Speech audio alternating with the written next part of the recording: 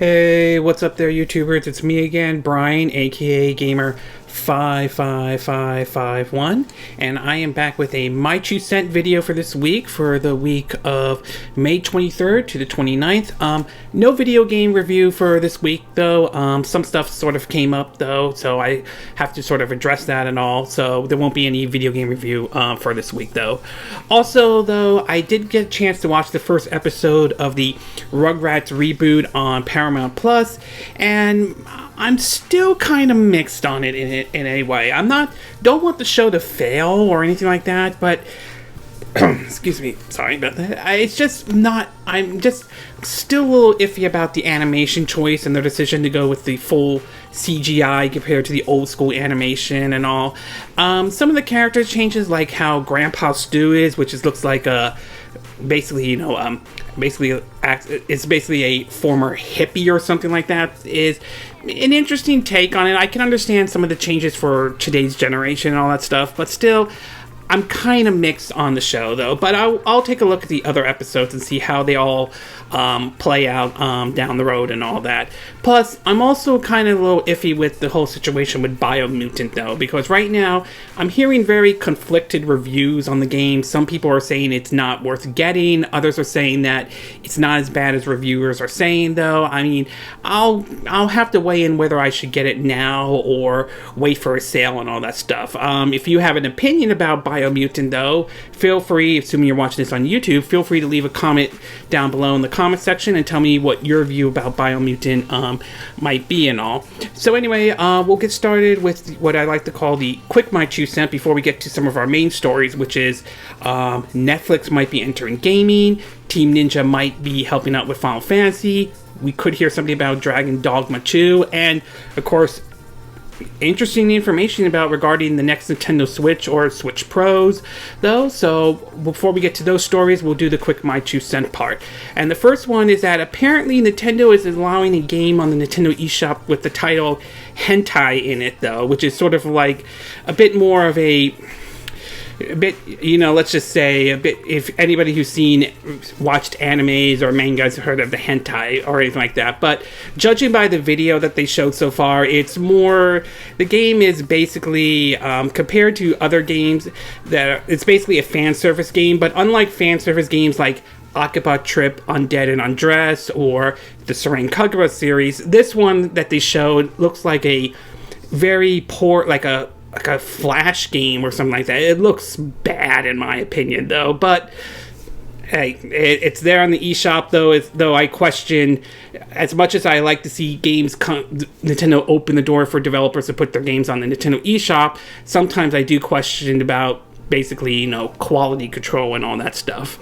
We also learned that at this year's same Summer's Games Fest, though, Devolver Digital will be reviewing 4 new games, though. I'm very curious to see what those 4 new games will be, and will be interesting to see whether or not the Nintendo Switch will get any of those games and all. The only game right now I'm looking at from Devolver Digital is Shadow Warriors 3, though. I did enjoy the first and the second one, though, so this one Shadow Warriors 3 is definitely on my radar as well. Would love to see the Shadow Warriors games come to Nintendo Switch if it's possible and all, but either way, I'm curious to see what games Devolver Digital shows at this year's Summer Game Fest and how they reveal it, though. We know how they are with their, anti-E3, which is very funny, to be exact.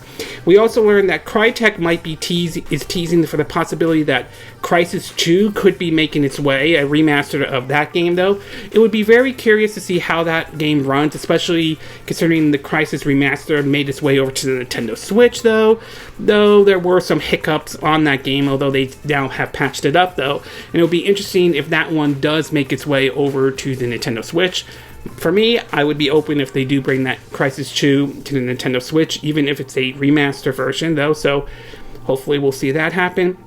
We also heard rumors that the free-to-play game that is inspired by Legend of Zelda Breath of the Wild, and the game that apparently somebody smashed their PS4 over because they didn't like it, Genshin Impact, supposedly has been delayed for the Nintendo Switch due to weaker hardware, but still supposed to come out this year. Nothing has been confirmed about that, although there has been other claims that the game was released on the PS4 and that has ran into some technical issues on that system, and that system's supposed to be more powerful than the Nintendo Switch, so we'll see if that rumor turns out to be true or not. We also heard that Ubisoft is happy with Immortal Phoenix Rising on the Nintendo Switch and all that stuff, which is certainly nice. I mean, I played Immortal Phoenix Rising. It is a good game, though. It follows very closely with, feels like, their take of Breath of the Wild and all. They do some things right, and some things I'm not a huge fan of, but I'm glad that the game is doing well, supposedly, if that's true, though. And hopefully this means we'll see a sequel and all that stuff, and hopefully this means we'll see Ubisoft maybe put more effort in bringing some of their games over to the Nintendo Switch, and not another, and not just reduced to only just Dance or anything like that. We also learned a couple of things about Dragon Quest, with which there was a Dragon Quest event held, and that is that Dragon Quest X, which is the online Dragon Quest game that is only available in Japan at this time, is being transformed into a cute offline game and all that stuff. No word is whether or not is basically if it's going to come to the West. We learned that Dragon Quest Treasure is a new RPG spin-off starring two of the characters from Dragon Quest XI, though, which is certainly interesting. Again, no word if that's coming to the West or not, although I wouldn't be surprised if that one comes over. We also learned that Square Enix is also going to release a remake of Dragon Quest III, but in the HD 2D remake in a similar fashion to the way Octopath Traveler was, which definitely looks nice, though. They haven't announced any home consoles, but I wouldn't rule out a Switch version happening, though, and supposedly they might remake one or two, so that's certainly not out of the realm of possibility. And we also learned that Dragon Quest XII, titled The Flames of Fate, have been announced, though, and supposedly it's in development at this time. The word is that it would be a much darker Dragon Quest than the previous ones before, and supposedly it will be running on Unreal Engine 5. No word on any consoles at this time or anything like that. As for whether it will come to this, if it will even come to the Switch or not, again, it's too early to tell at this time, since supposedly the game is early into development, but it's certainly not out of the realm of possibilities, considering that fact that supposedly Unreal Engine 5 does run on the Nintendo Switch, but there will be certain features that won't be available if they bring a game over to the Nintendo Switch, though. And supposedly Dragon Quest XI S, for what I understand, did well on the Nintendo Switch, so it's possible they could bring Dragon Quest 12 to Nintendo Switch, if I'm saying the right number, though. I have a hard time with the Roman numerals, so time will ultimately tell, but I certainly won't rule the possibility that a Switch version could happen, though.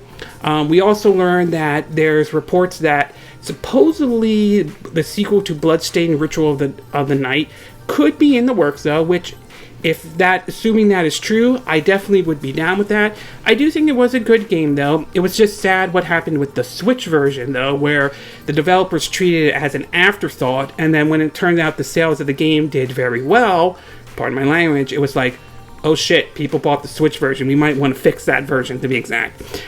If a sequel is truly in the works, and I wouldn't be against a sequel to Bloodstained Ritual of the Night, I hope this time they put effort into the Switch version and make sure it runs properly on the Nintendo Switch.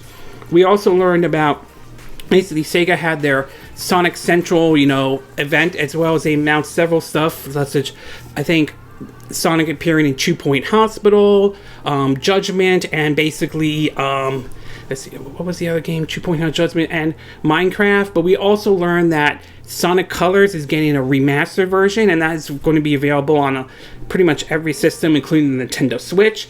And we learned also that a brand new Sonic game is in development. Supposedly will come out next year, and word has it that supposedly it's called Sonic Rangers, although nothing's been confirmed, as the PR team may have slipped that out, but then took that away. And of course, the word is that it will basically is drawing inspiration from The Legend of Zelda Breath of the Wild. Now, in theory, it could work. This idea could work if this is true and all. But we've also seen in the past how 3D Sonic games don't always translate very well, though. I mean, Sonic Colors, in my opinion, is the best 3D Sonic game, at least in my view. And Sonic Lost World, I did like some ideas that they did, including the ability to speed or slow Sonic down, you know, have a run button and all that stuff. So in theory, it could technically work though, but past 3D Sonic games haven't been that great. So time will tell if this rumor is true or not, so we'll have to wait and see and all that. We also learned that basically Monster Hunter Rise has hit 7 million games shipped, which is certainly good. It's obviously obviously the Switch version is doing very well for Capcom, so they must be really happy about it. It's going to be really interesting to see when it comes out next year on the PC how well we'll do there, especially on the Steam charts. Will it do it better than Monster Hunter World? Will it do it just about the same, or will it be a flop? So time will tell when that happens, but great that Monster Hunter Rise is doing very well for Capcom. And last but not least, though, Marvel Entertainment has just released and this is a non-gaming one, their trailer for the Marvel's Eternals and all. And I have to say, it definitely does look impressive, and I'm looking forward to seeing this movie when it comes out in November. I am curious to see which part in Phase 4 it takes place, though. They do mention in the teaser trailer about who's going to lead the Avengers and all that. And will there be any mentioning about where the Eternals were when Thanos snapped his finger in Marvel's Infinity Wars, Avengers Infinity Wars, where he wiped out half of life across the universe, only to bring that life back, courtesy of Avengers Endgame. So I'm a little curious about that, if anything like that will be mentioned in Marvel's Eternal, but either way, looking forward to seeing this movie, though.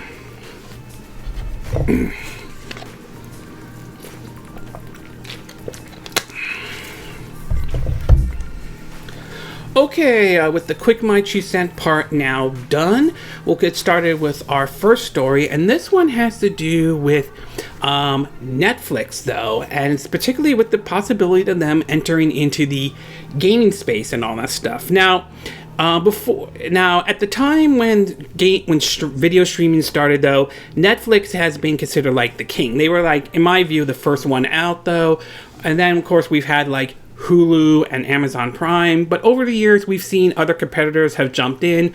We've seen it with HBO Max, we've seen it with Paramount Plus, we've seen it with Disney Plus as well, but to me, I view Netflix as the original when it comes to streaming, from movies to TV shows, including original ones as well. And we've seen some of the IPs that Netflix has created make their way onto basically into the video game world, especially with one of their popular shows, Stranger Things and all that stuff. But we've also seen some shows of video game show make their way over onto Netflix, such as the ever popular Castlevania, to even the Witcher series make their way over to Netflix, though. Well, now it seems as that there is a report coming out that Netflix may be trying to enter into the gaming space, or at least the cloud gaming space, in a way similar to what we've seen with Google Stadia, Amazon Lunar, and even possibly Apple Arcade. In a article, let me get it out, from Game Radar, it reads that, quote, Netflix has responded to a report that is looking to expand into video games by saying that it is excited to do more with interactive entertainment. The claim comes from a report by the Information, which claimed knowledge of Netflix's ongoing plans to recruit an executive to oversee an expansion into video games. The Information report claims that over the past few weeks, Netflix has approached several veterans game industry exclusives to help the companies move into the video game sphere. A Netflix spokesperson has reached out to Game Radar Plus to say, quote, our member values the variety and quality of our content. It is why we continue expanding our offering from series to documentaries, films, local language, original, and reality TVs. Members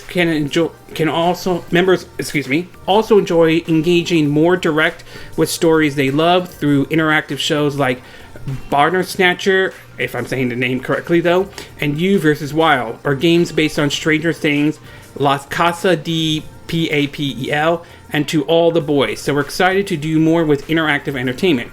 You might recall that Netflix formerly created a game of sorts based around the hit show Stranger Things. According to this new report, Netflix is seeking to increase investments for more ventures such as this, and is reported to even consider a subscription package bundle in Netflix-made games, not unlike Apple's Arcade current subscription-based offering. Netflix has also already dipped its toes into video games wars recently. In 2018, Black Mirror Bandersnatcher was released through streaming platform, an interactive movie in which viewers can select different choices at various points throughout to dictate how subsequences, I apologize for not saying that name correctly, events and scenes would unfold. Even the film's ending could dramatically change depending on the viewer's choice. As game industry analyst Daniel Ahmed pointed out on Twitter, gaming takes up a huge space within the entertainment industry. Just over 2 years ago, in early 2019, Netflix even stated that they view Epic Games' battle royale shooter Fortnite as their biggest competitor, instead of another streaming service like HBO Max. This new report clearly depicts Netflix as trying to muscle in on a space dominated by some of its biggest rivals, though. So it's definitely interesting to see whether or not Netflix can pull this off or not. Now, could it work in a way? I mean, it's a possibility, though, and it would be very interesting what games that Netflix would put out. Would they put something out like the interactive, like, choose your adventure kind of approach, like we've heard, as the article from Game Radar point out? Or could we see, like, original games come in there? Like, for example, with the Castlevania series, though, although Season 4 now wrapping up, and that being the last season, could they bring over Castlevania games over onto this service that they're doing? Or the Witcher game onto this service and all that stuff? So I'm curious to see what kind of approach they will take. Would it be, like I mentioned, the interactive approach, or like traditional games to be played through this Netflix or this approach to gaming that they're trying to do? And I am curious to see how this will work. Will this be the subscription-based service would work? Will they take the approach that Google's doing with Stadia, though controversial and all that, though, where you could either buy the games, or if you have a pro membership and all that stuff, you could download the games? Or will it be that if you're part of the subscription, you could try this, you have access to this right away? Or will there be like a separate access to it, like if you don't want to watch movies, you just want to play the games and all that stuff? So there's a lot of questions about whether or not this will actually work or not. So yes, it could work, but it can also fail miserably. As we've seen before, a lot of other companies have tried to enter into the gaming space, particularly with cloud gaming, and with, let's just say, not the biggest success as they hoped for, though. Google Stadia is a very good example of this, as we saw it's like being like played to the point where you don't need a console and all that stuff. And well, that didn't exactly pan out, though. While I won't go as far as saying that Stadia is officially dead, though some people think it's only a matter of time, though, it didn't become the game changer that people had hoped for. We don't know about Amazon Lunar at this time. It's still supposedly in beta, although Amazon Game Studio has been struggling with trying to get a game out as well, though. And right now, the only competitor that seems to be doing very well is, Xbox Game Pass with Microsoft, though, as often dubbed as the Netflix of gaming. And Apple Arcade seems to be doing very well. It hasn't blown everyone out of the water, but it has done very well, especially with two of their high-profile games, World of Demons and Fantasian, though both are good games on Apple Arcade. I like to point that out. So my final take on this is that, yes, there are so many ways this could fail, though, but at the same time, it could be a success too. So we'll have to wait and see what Netflix offers, and see if they do enter into the gaming space or not. Whether it becomes a success or not will remains to be seen, and we'll see how Netflix approaches this, assuming this report's true and they do decide to enter the gaming space. Okay, we're going to take a quick break. When we get back, we'll get to part 2. And I apologize if I didn't mention this earlier or not, but we will be taking a look at a rumor about Final Fantasy and the possibility that Team Ninja could be working on a Final Fantasy game. So we'll take a quick break, and we will be right back.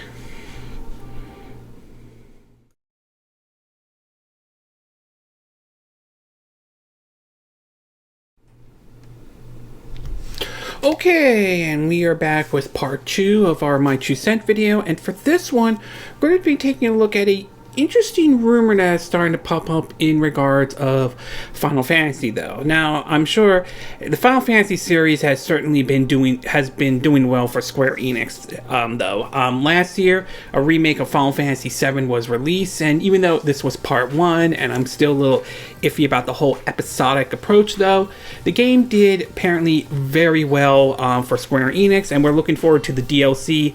Final Fantasy VII, I think, Intergrade. Apologize, I'm not saying the name correctly though. And obviously, we're waiting for part 2 of the Final Fantasy VII remake. Well, but we also are looking forward to the upcoming Final Fantasy 16, which is taking it. Looked like based on what has been shown in that trailer, though, it's going to be set back in sort of like a medieval setting, although I don't mind the sci-fi setting or anything like that. And reports of it being a little bit darker, to the point that it's basically going to be a PS5 exclusive. Now, whether it's a timed exclusive or not remains to be seen at this time.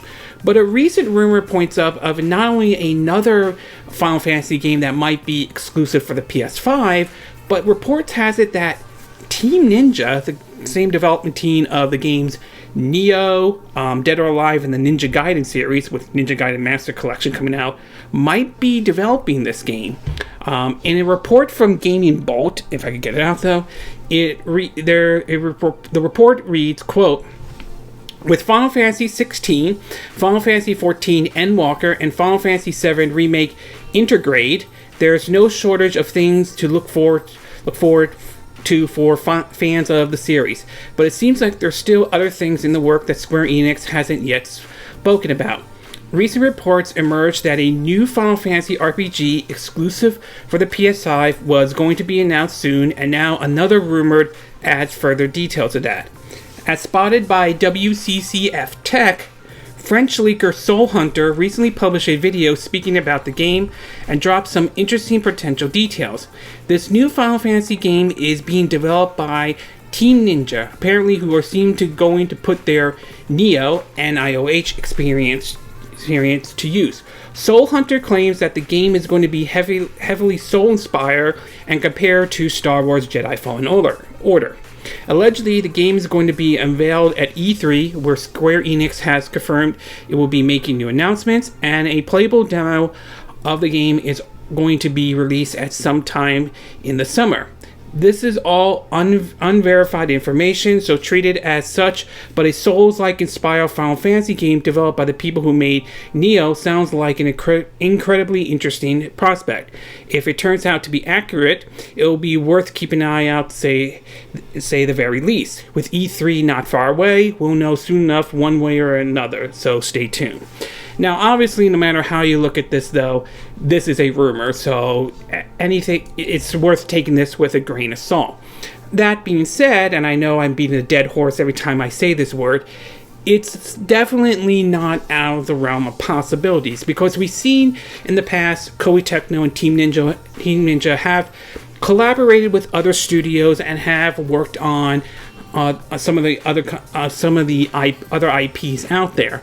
Some examples I could give are, say, for example, Koei Tecmo has worked on, Fire Emblem Three Houses, though.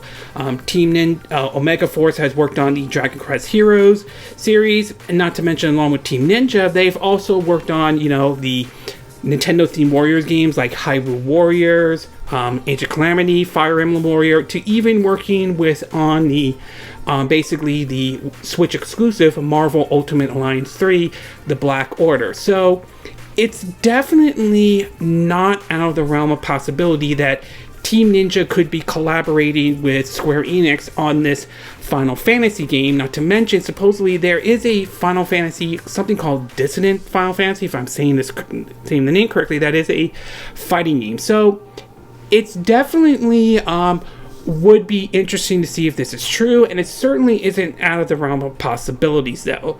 Still, I do wonder whether or not this will click with folks, especially being it more like a Souls-like approach. And not everyone is a big fan of Souls-like games, considering the difficulty spikes that some of those games do offer, although Jedi Fallen Order does have an easy mode if you rather prefer that approach and so forth. So it's interesting, and it's possible that we could hear something at E3 this year, since we know E3 is going to happen, although it's going to be in a digital form and all that. So, but still, it is a rumor, so it's worth taking this with a grain of salt. So overall, like I said, it is a rumor, so you should be very cautious about this. And I'm approaching with caution on this rumor. But given the fact that Team Ninja and Koei Tecmo and Omega Force have collaborated with other studios before working on their IPs, this is definitely not out of the realm of possibilities, though. Okay, we're going to take a quick break, and when we get back, we'll get to part 3, and this one has to do with the fact that we might see, though not yet confirmed, we might see Dragon Dogma 2 happening. So we'll take a quick break, and we will be right back.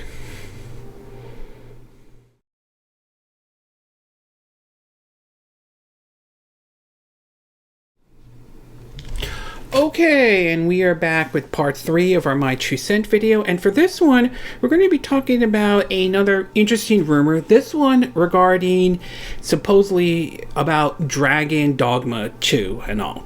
Now, the original Dragon Dogma, I believe if I'm hearing this correctly, I apologize if I get it wrong, was originally released back in 2012 on the PS3 and the Xbox 360, and also, I believe, on the PC. And while it didn't sell as well back at the time, though, it did basically gain a cult following, though, and people have been clamoring for a sequel for that game for a while.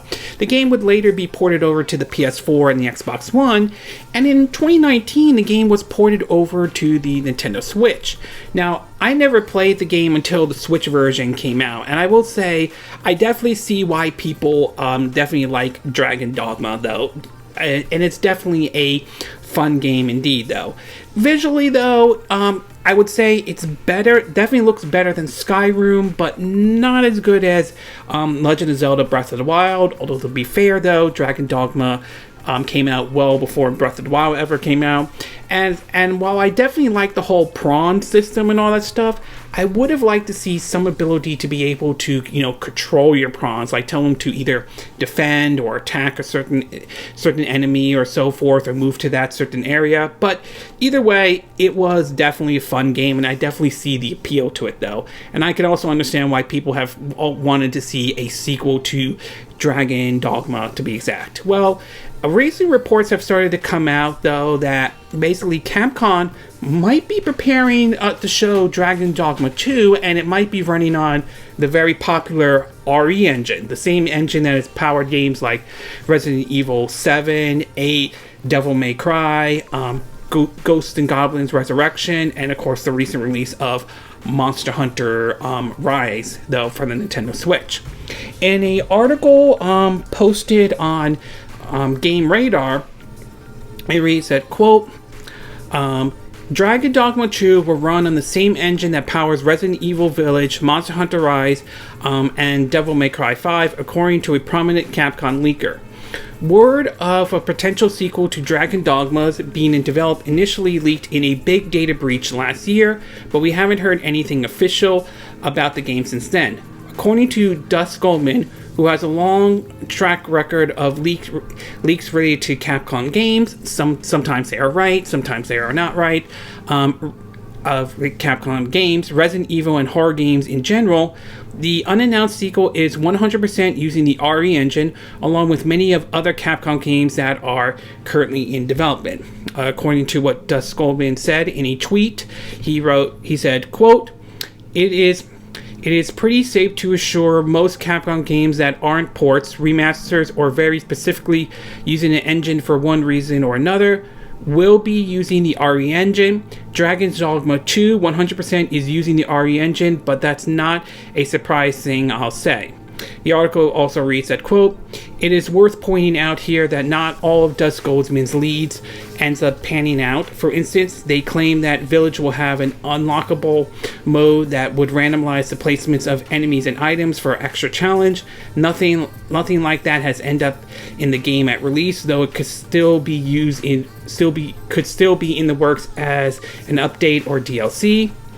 In any case, it would make a lot of sense for Capcom to use the RE engine for the leaked Dragon Dogma sequel. RE Engine made an impressive debut in Resident Evil 7 Biohazard back in 2017, and since then, Capcom has used it in over a half dozen games across a number of genres to good effect, so there's no reason to think the company wouldn't want to also use it here. The original Dragon Dogma is an open-world fantasy RPG which takes an idol's apologize for not saying that name. It's saying that name correctly. Approach to many of the genre's fundamentals, fighting by grabbing onto giant enemies, building your own party with community-created prawns, and traveling the large world with very little fast travel, to name a few examples. It was the first release on PS3 and Xbox 360 in 2012, with new platform versions rolling out the following year, all the way up to its Nintendo Switch debut in 2019. And it's worth pointing out, in a report from Gaming Rant that was reported last year based on the whole leak, in terms of the sales numbers, though, it reads that the original Dragon Dogma sold 1.2 million copies on the PS3 and 360. Dark Arisen sold 1.1 million, and Dragon Dogma sold 732,000 copies on the Xbox One and PS4. The Nintendo Switch version sold 298,000 copies, which is close to 300. That certainly isn't bad or anything like that. So I understand that this is obviously, no matter how you look at it, it is a rumor, so it basically should be taken with a grain of salt. That said, given how well the RE engine has been used lately, though, it's definitely not out of the realm of possibility that Capcom could be using that engine to create Dragon Dogma 2, and it certainly would be nice if they announced that game, maybe at E3 or something like that, though. Although I will say, assuming this rumor is true, though, how that engine would be used in, say, like a open world type of a game, because up to this point, the RE engine has been used in pretty much linear games and all that stuff. I mean, you could say Monster Hunter Rise is somewhat open world, but I'm not 100%, not entirely open world in the way Dragon Dogma was. So it would be really interesting to see how it would be used in an open world game, whether it would work or not, though. So we'll have to wait and see on that one. As for whether or not the game would, say, assuming it does exist, could come to the Nintendo Switch, again, it's too early to tell whether that will happen or not, and there's no guarantee a Switch version of Dragon Dogma 2 will happen, though. That being said, though, it is worth pointing out that the RE engine has been used on the Switch with Ghosts and Goblins Resurrection and the recent release Monster Hunter Rise, which is certainly selling very well for Capcom, though. It certainly is doing well, even being only on one system. And as I mentioned, supposedly Dragon Dogma, the Dark Arisen, sold 298,000 copies, at least according to this leak report, which is if it's true, assuming it's true, though. So I would say it's definitely not out of the realm of possibility that they could bring this game to the Nintendo Switch. Also, I do think the Switch would be an ideal choice to bring Dragon Dogma 2, considering that it's an open world RPG in the style similar to what Breath of the Wild and Skyrim is, and Witcher is, to be exact. Plus, the whole console handheld hybrid approach definitely would fit for a game like this, though. So I definitely would like to see it come to the Nintendo Switch. Again, no guarantee that will happen or anything like that, but I certainly would like to see it coming to the Nintendo Switch, and it certainly isn't out of the realm of possibility. So overall, though, I'm hoping this rumor is true. I would love to see Dragon Dogma 2 happen. I definitely enjoyed the first one, even on the Nintendo Switch. And if Dragon Dogma 2 is going to happen, I do hope that they could bring it to the Nintendo Switch. As I said before, I think it would be an ideal choice for a system that is a console handheld hybrid. Okay, we're going to take a quick break, and when we get back, we'll get to our fourth and final part of our My 2 Cent video, and this one has to do with an interesting rumor popping up with regarding the Switch Pro, and that we possibly could be hearing it much sooner than we originally anticipated. So we'll take a quick break, and we will be right back.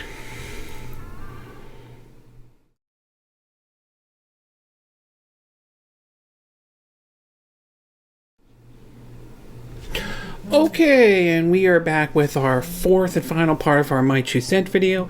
And for this one, we're going to be talking about another interesting report has come out about the Switch Pro, or whatever Nintendo is going to call it. Although now we're hearing that it might call it Super Switch or something like that, which is a bizarre name if they do call it that, but I'm not going to lose sleep over it though. Now, ever since the Nintendo Switch was released back in 2017, though, there have always been speculations of a more powerful version of the Nintendo Switch, though. And while I don't deny the fact that Nintendo would eventually release a more powerful Switch, considering the partnership that Nintendo and Nvidia has, since Nvidia has supply a Nintendo with the SoC, the system on a chip, the Tegra X1, or the Maxwell, second iteration of the Maxwell chip and all that stuff.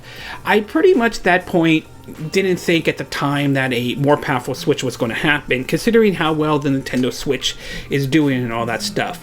But now that we're in an era where the PS5 is out there and the Xbox Series S and X are, although both of those systems are hard to find, to be exact, though, it does seem that we are reaching a point where Nintendo may have to start basically looking at a more powerful Switch to basically keep that momentum going for the Nintendo Switch, considering how well it's selling and all that stuff, though. Although there is the risk of the possibility of splitting the player base and all that. Although we saw some concerns with that when the PS4 Pro came out, or the Xbox One S or something like that, but yet that didn't really happen or anything like that. Well, anyway, a new report has coming out that seems to be that we might be hearing about this system sooner. A lot of the sources are pointing to a report from Bloomberg that seems to be coming out on this, and it's from Takahashi, Mochizuki, and Deba Wu. It's worth pointing out I'm able to read the article, but it is worth pointing out this is through a paywall, to be exact. Anyway, the article reads that, quote, Nintendo plans to begin assembly of its new Switch as soon as July and release the upgrade replacement for its 4-year-old game console in September or October, people familiar with the matter said. The new console, likely to be priced higher than the $299, $300 original, may be announced ahead of E3's conference starting June 12th to allow publishers to showcase their full range of Switch games at the global event. The people said, asking not to be named because of the plans are not yet public. It will be sold along with the $199 Switch Lite, with the standard Switch phasing out over time. Though personally, I wouldn't be surprised if we see something similar with the Switch Lite, maybe being much price higher than the $199, but time will tell if that happens or not. Anyway, according to the article, it reads, quote, assemblers will start shipping the new model, whose commercial name is known only to a handful of people within the Kyoto-based company, as early as July, and production is planned to ramp up a peak in the October-December quarter. This is despite widespread semiconductor shortage that has affected supplies of everything from automobiles, TVs, headphones, and game consoles, including the Switch itself, which is true. Switch isn't the only system that's hard to find, though at PS5 and Xbox One Series S is another example, but the Switch is one that's hard to find, although I have been seeing Switch Lites that are easier to find, though, at retailers and all. But anyway, continuing on, a Nintendo spokesman declined to comment, though. Nintendo has competed for gamers' attention with the new console generation introduced by rivals Sony and Microsoft in November. The PS5 and Xbox Series S machine beefed up the visual fidelity, speed, and performance of their predecessors, and both have been in extremely limited supply since launch. The Switch maker's response will be an upgrade upgrade its flash console with a 7-inch Samsung display, OLED, and faster NVIDIA graphics silicon, making it capable of 4K output when docked to a TV. Bloomberg News previously reported. It's also been rumored that the new Switch would run on NVIDIA's new DLSS, which is supposedly, I think it's called Deep Learning or something like that. I'm not 100% sure, but that's sort of the rumor, though. Anyway, continuing on, it reads that from an analysis from Matthew Kanderman, and under what Bloomberg's intelligence is says, it reads that he says, quote, an upgraded Nintendo Switch can be extremely valuable in extending the life cycle of the platform, which, worth pointing out, Nintendo has been thinking about having the Switch last longer than the traditional console life cycle. Anyway, continuing on, both Sony and Microsoft have succeeded with mid-cycle upgrades as a means to drive growth from live service, and as this becomes a greater drive for Nintendo, not fragmenting the user base across different platforms would be advantages. Anyway, continuing on, it says, price components and rising labor costs in China are likely to push the new Switch price up from the $299 that the console has been since its launch in March 2017. Though the final retail price is not yet known, suppliers expect their pre-unit revenues from business with Nintendo to increase. Nintendo shares rose from a 6th straight day ahead of Thursday, bringing it closer to an all-time high on the apparent expectation of an immediate announcement of the new hardware. Suppliers are confident they can fulfill Nintendo's order despite the ongoing chip shortage. Its production lines are better prepared for the potential component shakeup, and the parts Nintendo is using are subject to less components than those in its rivals' more powerful consoles. Still, the company's ability to meet consumers' demands won't be guaranteed, as the dread of display drivers, ICs, and Bluetooth chips have led to production of incumbent Switch stopping and starting several times, the People said. Nintendo president said at its earnings press conference earlier this month that demand for the Switch remains high and the company wasn't able to produce as many units as it wanted, though. So, do I think a revised version or a more powerful Switch is going to happen? The answer to that is yes. As I mentioned earlier, given the partnership that Nintendo and Nvidia have, which supposedly is going to last 2 decades, and who knows, maybe it can last more than that, though, I would say that there's no doubt in my mind a more powerful Switch is going to happen, though. As for how powerful it might be, that remains up into the air. I'm thinking more on the level of going from the old 3DS to the new 3DS, though I could be wrong on that, though. Could we hear an announcement soon? Again, that is a possibility, though, given the fact that now, like as I said, now that the PS5 and Xbox Series S and X are out in the market, though, Nintendo may be in the position to start, maybe we need to start showing off a new Nintendo Switch, not to mention, supposedly Nvidia has ended production on the Tegra X1, so this may be the time to start talking about it, though. As for what games they could show, well, it's possible they could show off, the upcoming Metroid Prime 4 or Breath of the Wild 2, to be exact, or maybe some of the games that developers wanted to bring to the Switch, but maybe the current Switch can't handle it at all, and also there is that possibility, though. So yeah, I do think this is the time to basically start seeing a more powerful Switch, though.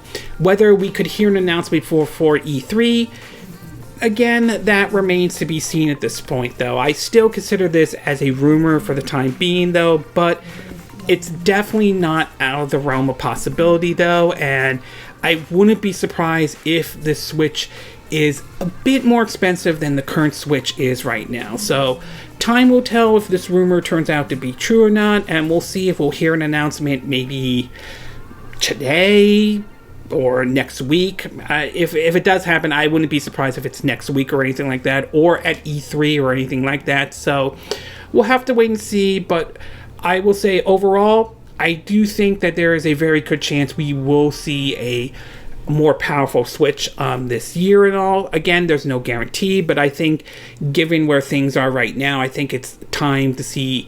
I think this is the moment for Nintendo to start looking at putting out a brand new Switch, though. I will say one of my biggest concerns, though, is other than possibly dividing the player base, although we don't know if that will happen, is the fact that it's the whole issue with what's facing the PS5 and the Xbox Series X and S, and that is not only the semiconductor shortage, but of course the scalper situation. And I'm worried we could see that kind of situation with the new Nintendo Switch, if it does exist, where we could have the situation over again with bots basically buying them online and then reselling them at outrageous prices on eBay, as we've seen before in the past. So I am very concerned that that could happen, though. But time will tell if that will happen. It's too early to say at this moment, though. But that I am very concerned, though. But I won't deny the fact that it's high time to see a more powerful Switch. What's going to be called, though, remains to be seen, though. Okay, this concludes this My 2 Cent video for this week. And again, these are my opinion. What are yours? What are your thoughts about the idea of Netflix entering into the gaming space, though?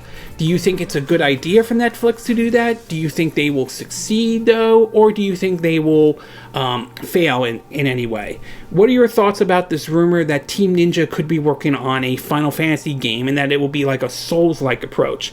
Do you think this is rumor is true? Do you think it's false? Do you like the idea of a Souls-like approach or approach similar to Jedi Fallen Order for a Final Fantasy game? Or do you think that's basically a bad idea? What are your thoughts about the rumors about Dragon Dogma 2? Do you think the rumors are true? Do you think it will run on the the RE engine, though, that has powered other games like Resident Evil 7, 8, Devil May Cry 5, and Monster Hunter Rise? And if this game does exist, do you think the Switch will be one of the systems that they will bring Dragon Dogma 2? And what are your thoughts about this new rumor about the Switch Pro or the Super Switch or the next Switch or whatever Nintendo's going to call it, though? Do you think this is the time for Nintendo to bring out the more powerful Switch? Do you think that an announcement is imminent? Are you concerned about the possibility of dealing with the whole scalper situation, like with the PS5 and the Xbox Series S and X? And do you plan to get this new powerful Switch if it is announced, though? Do you agree with what I said in this video? Do you disagree? Do you have a difference of opinion? As always, sound off on the comment section below. Let me know what you think. And if you do like this video, I hope you hit the like button. I would appreciate it.